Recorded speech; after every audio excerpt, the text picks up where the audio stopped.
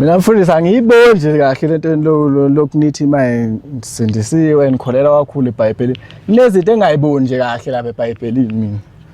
Yini?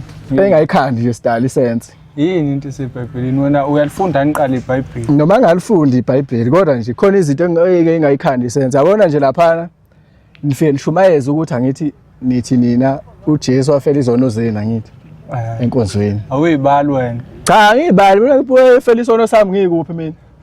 Ngoba ngekho mina ngangingenasona isono siphi lesengasikhandile. Yabonga kweBhayibhelini kulokhuzane ubani uDeuteronomy ubani uchapter 24 verse 16. Uthini? Uthi akekho umuntu ofela isono somunye umuntu.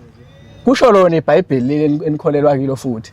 Uthi akekho ofela isono somunye umuntu. Kukhona eBhayibhelini leni. Phinde futhi lithi uJesu wafela izono zenu. Kanjani?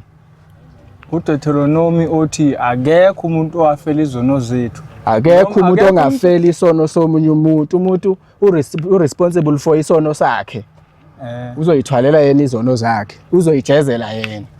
Ulifunde kahle lelo verse? Ngilifunde kahle. Lithi akekho umuntu ongafela isono somunye umuntu. Kanjani wanithi uNkulunkulu wafela izono zenu? Yazi mina into engingeshona ngayo yini? Awulifundanga kahle lelo verse.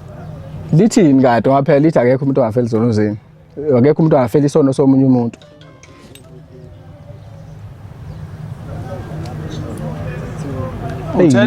Utheli kuphi leli verse? uDeuteronomy chapter 24. Deuteronomy 24. Ayikhathe ngcwele. Selibheka